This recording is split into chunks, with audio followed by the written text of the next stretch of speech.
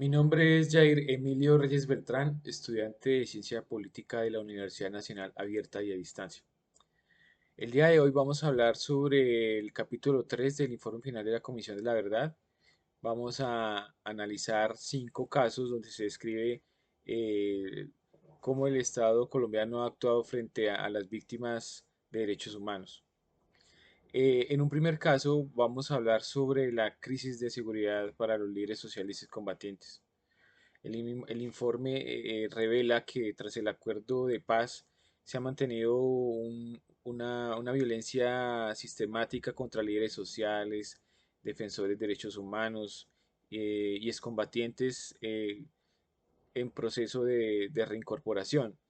Estos asesinatos y estas amenazas son perpetrados o son realizados por actores armados ilegales y lo que hoy en día llamamos estructuras neoparamilitares. El mismo informe revela que el Estado tiene una incapacidad en su estructura para garantizar la protección en los territorios, teniendo en cuenta que estos territorios han sido históricamente marginados y la falta de una implementación que sea integral al acuerdo de paz, especialmente en lo que llamamos sustitución de economías ilícitas y una fuerte presencia estatal. Actualmente, pues las víctimas viven en riesgo extremo y constante, lo que limita su participación política e inclusive en su participación social, generando un clima de miedo que genera una barrera frente a la construcción de una paz en sus propios territorios. En el segundo caso vamos a hablar sobre el desplazamiento forzado o lo que el mismo informe llama confinamiento. El informe dice que pese a la disminución de las cifras tras la desmovilización de las FARC, el desplazamiento no se ha acabado, sino que tuvo una transformación. El informe también dice que los desplazamientos masivos de las comunidades, especialmente étnicas, por la lucha entre grupos armados por el control de los territorios y rutas de narcotráfico y recursos naturales siguen persistiendo. El Estado actualmente pues muestra una respuesta humanitaria insuficiente y fragmentada, con debilidades en la atención y en la garantía del derecho del retorno a sus territorios de manera digna y con la seguridad para poder permanecer allí. Actualmente las comunidades se enfrentan a un desarraigo cultural, viven una pobreza multidimensional, eh, también una pérdida de medios de vida, pues, donde siempre han estado y permanecido. Y el desplazamiento sigue siendo una estrategia de guerra que desintegra las familias y el tejido social de las comunidades. En el tercer caso vamos a hablar sobre la impunidad estructural y ese acceso que de manera general es limitado a la justicia. La comisión describe en el informe que la gran mayoría de los crímenes del conflicto armado permanecen en la impunidad. Y aunque se creó el sistema de verdad, justicia, reparación y no repetición, existen todavía enormes o grandes obstáculos que saturan la justicia ordinaria, e intimidan los testigos y, como siempre, una lentitud en los procesos. El Estado actualmente pues refleja esa deuda de justicia y eso pues dinamita o erosiona la confianza ciudadana y la legitimidad de las instituciones.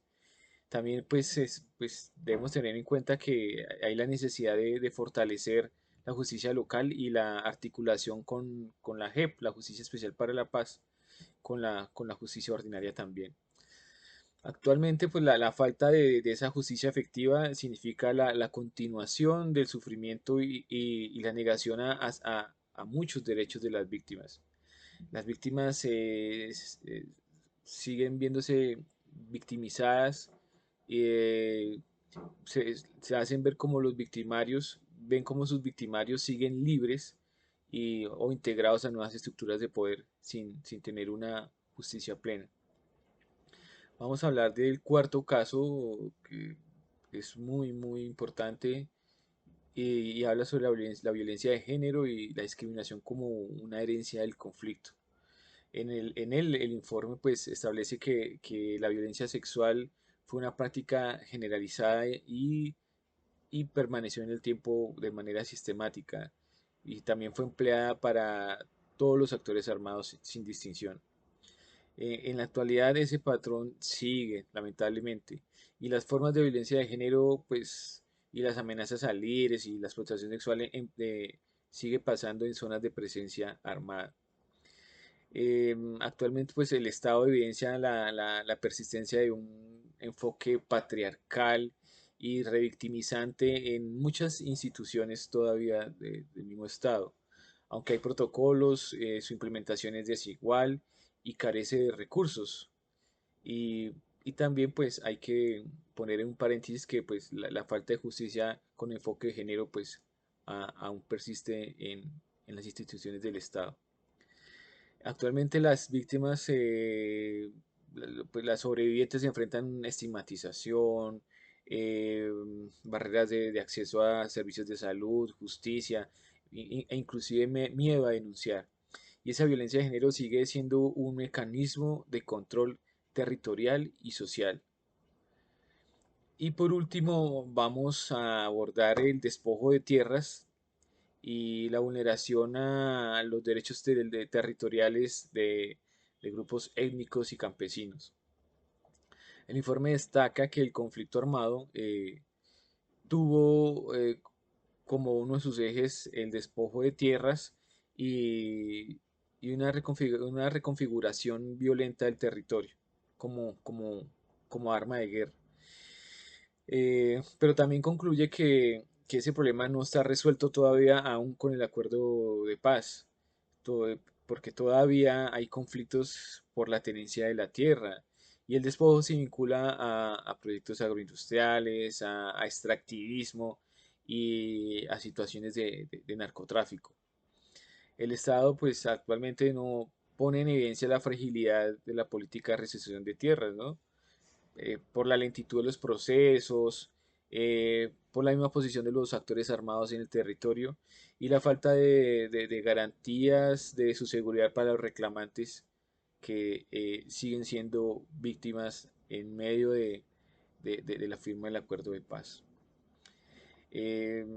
Actualmente, pues las víctimas o estas comunidades despojadas enfrentan obstáculos legales, administrativos y de burocracia estatal e inclusive de seguridad para recuperar sus tierras y volver a sus territorios.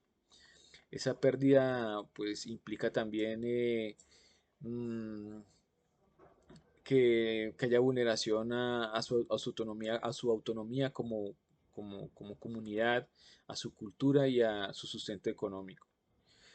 El informe pues, final no describe un panorama de superación y eso lo recalca, sino de una transición compleja y deudas pendientes del Estado colombiano al enfrentar el reto de transformar las estructuras de poder, de corrupción y abandono que facilitaron todas estas violaciones de manera histórica. Y las víctimas siguen siendo el centro de toda esta situación. Y el estado actual es la lucha permanente por su reconocimiento, por la verdad plena, porque haya una justicia efectiva y haya una garantía a no volver a repetir la misma situación. Muchas gracias.